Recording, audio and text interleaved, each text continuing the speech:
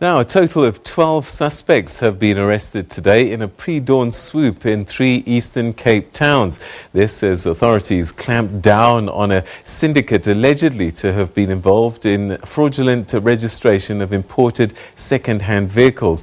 And this move follows a year-long initiated investigation by the National Traffic Anti-Corruption Unit of the Road Traffic Management Corporation, which identified hundreds of imported second-hand vehicles which had been fraudulently introduced into the National Traffic Information System, Natis. And this they did as rebuilds. Well, to tell us a little bit more about this matter, we're now joined in studio by a spokesperson for the Road Traffic Management Corporation, Mr. Zwane. Thanks very much indeed for joining us. Welcome to the program. Thank you, Peter. It's always a pleasure.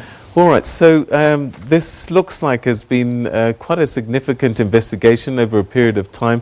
Tell us how you managed to crack this case, as it were. Yeah, this is a big one. In fact, it's the first that has been done in South Africa that we find and arrest these people. It's taken a long time because it involved analysis of the registration of cars on the Natis, and we established a particular pattern where cars were registered as rebuilds in the Eastern Cape, particular towns, East London, King William's, Komga. Then when we went into it to investigate, found that no, these cars are not even rebuilds. These are imported second-hand cars. Nothing has been done into the cars to rebuild them. But when we go further, we discover that there are the foreign nationals who are buying the cars in around Durban, and the cars are then sold on to other people. But in the process, they create a paper trail. Paper trails that sort of police clearance certificates. Right. They create... right. So take us step by step. Yeah. So someone comes in from, let's say, Mozambique, for example, yes, because it's close to the border. They come to South Africa. They buy a car second-hand, yes, and then they say, I'm going to take it, import it back into Mozambique. No. What do they then do? These are foreign nationals who are otherwise resident in South Africa. Okay, permanent residents in South Africa. They buy them on the pretext that they will be transporting them to the neighboring countries. I see. Okay. That's how they get them out of... They're exporting the vehicle. Yes, that's how they get them out of the warehouses in Durban. Okay. But then they then sell them locally. Oh, I see. But because they can't be sold, because second-hand cars can't be sold in South Africa, then they create this entire elaborate scheme where they then register them as rebuilds on the Natis system. So this involves the police, vehicle testing centers, people at the help desks, Department of Transport help desk, who would put them on the Natis, but also the registering authority. The registering authority would create a vehicle register number, so that creates impression that this car was previously here, and now it was maybe involved in an accident or whatever. It's being rebuilt,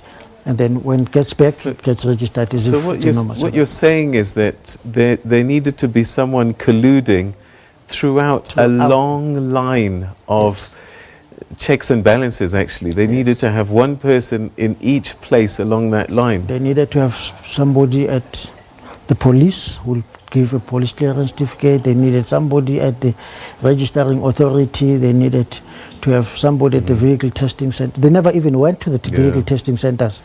It's just a paper trail that they create so that they are able to register them. Then that begs the question is, in all of these departments, how is it that the people that are issuing these certificates and signing off can do so without being detected?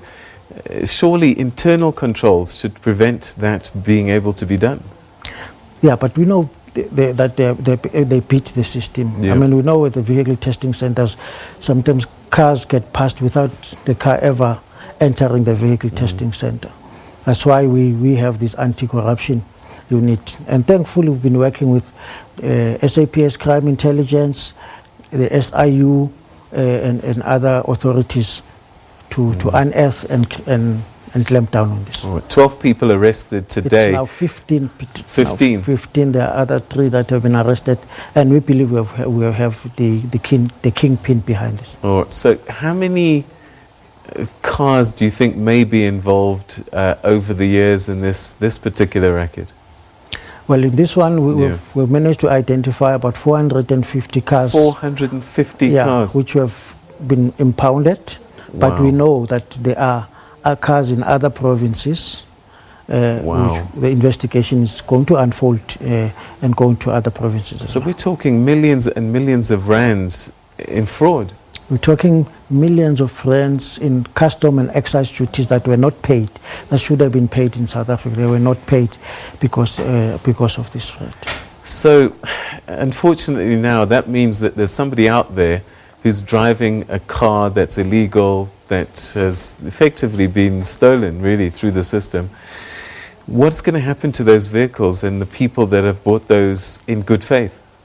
Those people will have to give us statements, how they obtained the vehicles, but the vehicles will be confiscated, they will be impounded, and later they will be crushed because they cannot be used in South Africa. Will they get compensation for the amounts that they lost, or that's it, it's tough luck? It's tough luck. They Really? were caught in a crime. It's In a tough web. luck. Yeah. All right, so we're going to have to leave it there, but thanks very much indeed for giving us that update, and congratulations on the great work. Thank you so much, Mr. Zwane. Thank you very much, Peter. Okay.